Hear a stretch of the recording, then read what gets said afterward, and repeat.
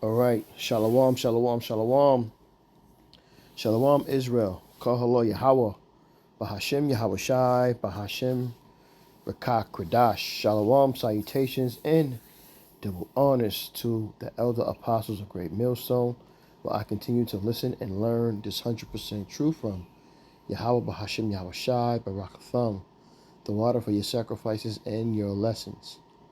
Shalom to the elder bishops out of Connecticut who are also listen and learn from this 100% truth. Yahweh Shem Shah Barakatham to you as well. Shalom to the elders and the prophets, the teachers and evangelists also of Great Millstone, while I continue to listen and learn this 100% truth from you as well. The water for your sacrifices and lessons, Yahweh Shem Shah Barakatham. Shalom to also the speckled bird, the confused face, the Akim and Akwa, the Akim on the highways and byways doing this work, making yourself a living sacrifice. And last but not least, the elect.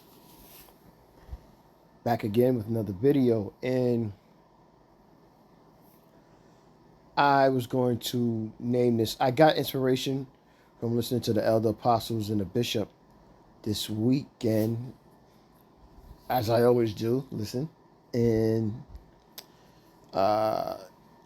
Elder Apostle Tahar mentioned the value of a woman. Do they know they value?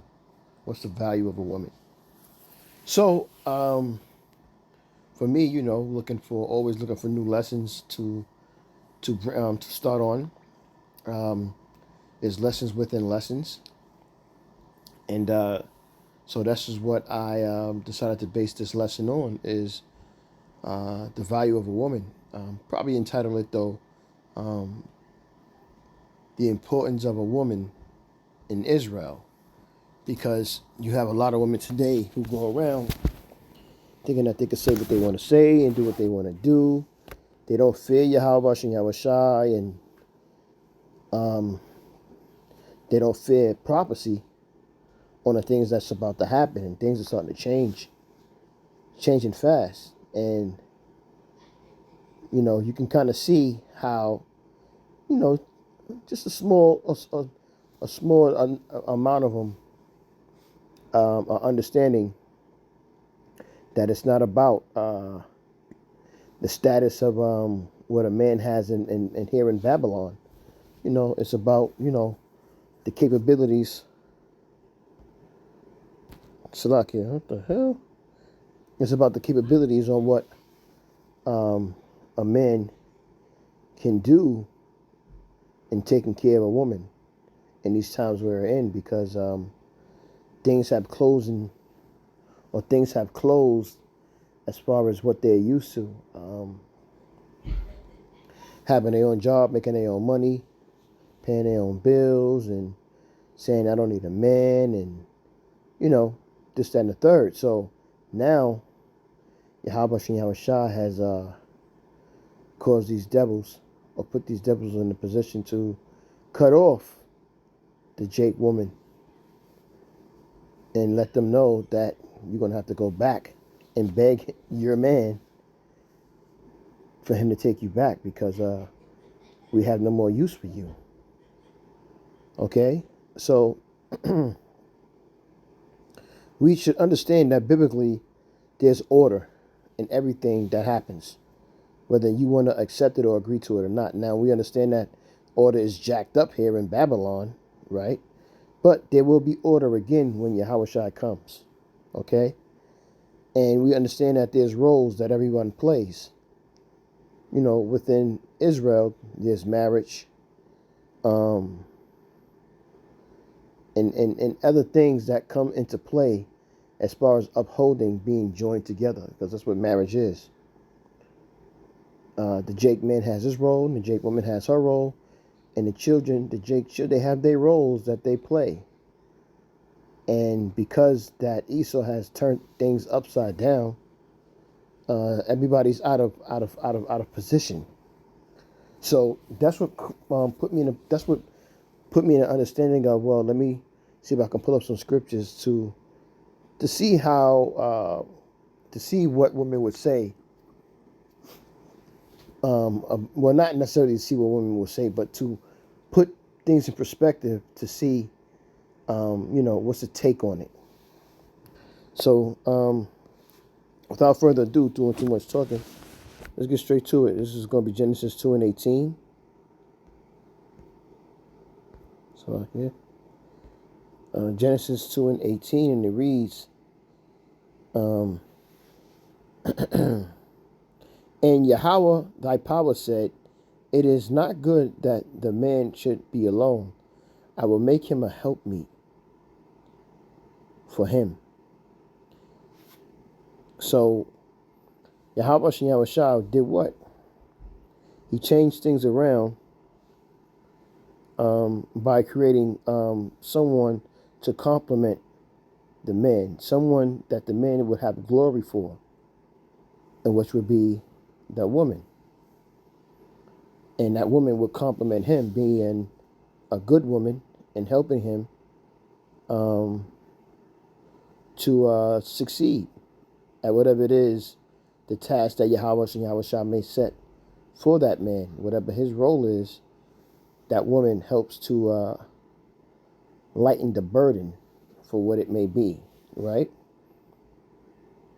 And that's what a role for a woman is to lighten the burden of the things a man has to do. Because remember, because Adam and Eve had sinned, Yahweh Shah told Adam that you will have to work for everything that you earn now. Because see, everything was given to him before. So now he has to work for everything he earns. And there's nothing wrong with that. We're gonna have in this near future, we're gonna have slaves to do that for us. But it was still a curse that we can never shake off of us, including the other nations as well. It's just that what they did was they made us their slaves to work for them. This is Proverbs 18:22.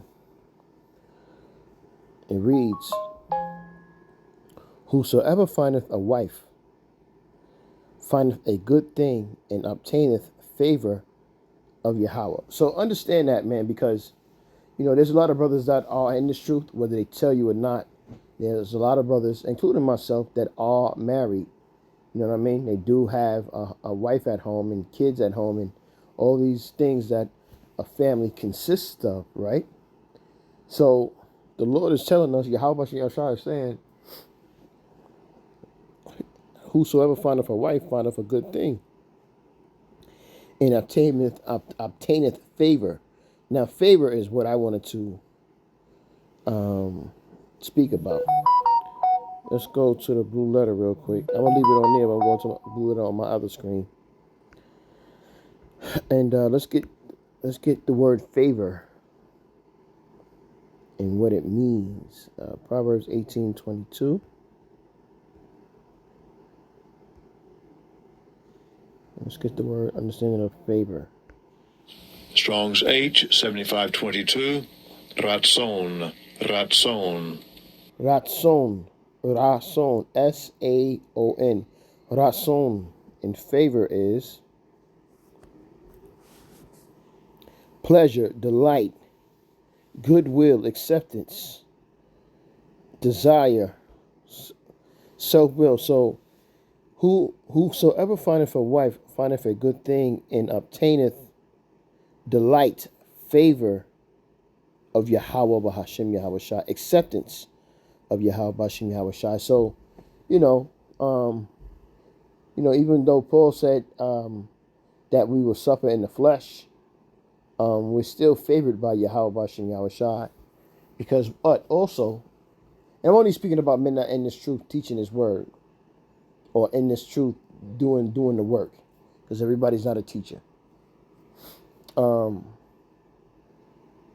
And also, Paul said that there's going to be trouble in the flesh. But again, you have to understand that we're going to go through things being in this truth, okay? We're going to have to deal with things. We're going to have to deal with situations. And that woman if she's a good woman, because you're a good man. If I'm assuming if you're doing what you're supposed to be doing, fearing Yahweh Shem Shah, praying, repenting, fasting, these types of things. Yahweh Shem Shah has mercy on such a man, and that woman helps lighten the burden, especially in Esau's wicked ass kingdom. Okay. A woman can be a curse, an added on curse, because we're already cursed because of the things that we had, because of what we did in our past with our forefathers. But a woman can be a curse, or she could be a great blessing. Let's go to let's jump to chapter 31.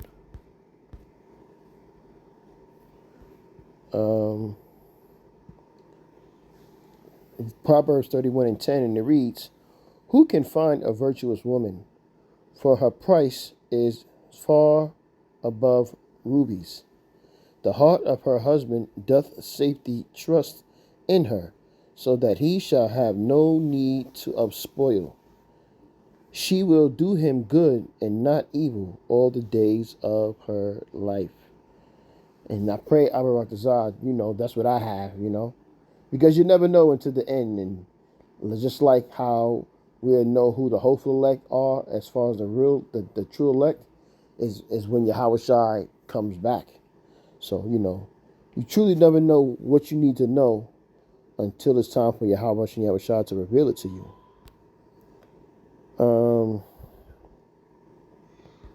Ecclesiasticus. There's a lot of scriptures in Ecclesiasticus. I ain't going to be able to get them all, but there's a lot of scriptures, to help you understand women a little bit better than what you think you do. Sirach 26:1, and it reads, "Blessed is the man that have a virtuous wife, for the number of his days shall be doubled." Ooh. "A virtuous woman rejoiceth her husband, and he shall fulfill the years of his life in peace." Okay, I like that. "A good wife is a good portion, which shall be given in the portion of them that fear the Lord." Okay, these scriptures line up. Whether a man be rich or poor, if he have a good heart toward the Lord, he shall at all times rejoice with a cheerful countenance. So everything goes back to Yahweh Bashem Yahushai. And if you're doing the right things, the Lord will bless you, man. This is why, and I'm learning this as well, but this is why I tell people, or this is why I say on my videos, to fear and reverence Yahweh Bashem Yahushai. That's the key to any and everything that you want to achieve in your life. That is what he wants for you, okay? Because you can want a whole bunch of things and that should be wicked, or it's not in line with what Yahweh Yahushua planned for you. So it will come to naught, as the scriptures would say. I'm going to jump down to verse 13, Ecclesiasticus 13 and 26 and 13.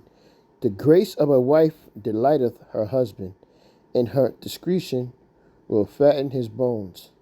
A silent and loving woman is a gift to the Lord, of the Lord. And there is nothing so much worth as a mind well instructed. A shamefaced Salakia.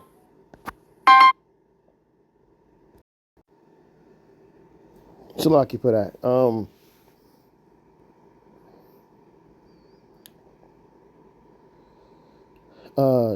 What was that? Verse 15. "A shamefaced and faithful woman is a double grace, and her continent mind cannot be valued. As the sun when it riseth it in the high heaven, so is the beauty of a good wife in the ordering of her house. As the clear light is upon the holy candlestick, so is the beauty of the face in ripe age. As the golden pillars are oft as upon the sockets of silver, so are the fair feet with a consonant heart. Okay, let's go to 25, Ecclesiasticus 25 and 1. And it reads, and I'm not going to make this long. I got something going on. So, in three things I was beautified and stood up beautiful both before the Most High and men, and unity of brethren, the love of neighbors, a man and a wife that agree together. Because why? You're on the same page, and things work out better when you're on the same page, you know? And sometimes that takes time. It doesn't always happen right away like you would want to. And sometimes it do. It depends on the person, you know? This is 1 Peter 3 and 1. Likewise, ye wives, be in subjection to your own husbands, that if any obey not the word, they also may without the word be won by the conversation of wives, while they behold your chaste conversation coupled with fear, whose adorning let it not be that outward adorning of plating the hair, and of wearing of gold, in or of putting on an apparel, but let it be the hidden man of the heart, and that which is not corruptible, even the ornament of a meek and quiet spirit, which is in the sight of the Most High of great price. Salakia. All right, we're gonna finish up, man. Ephesians 5 and 22. I gotta make moves.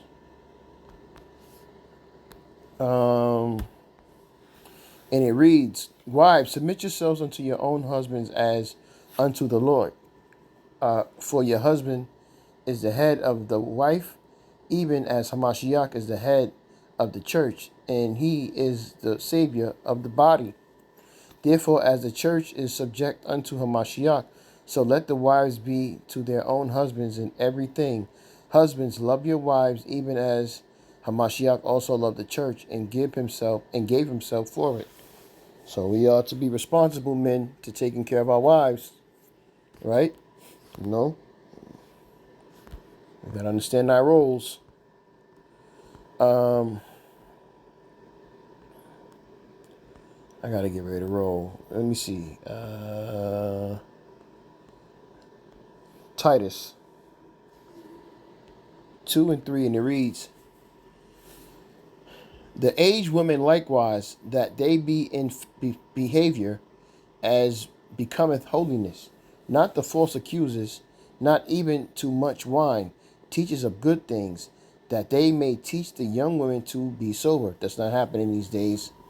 To love their husband, to love their children, to be discreet, chaste, keepers at home, good, obedient to their own husbands, that the word of the Most High be not blasphemed. Okay, and one more, and I'm going to get ready to shut it down, man. So like I said, I got to go.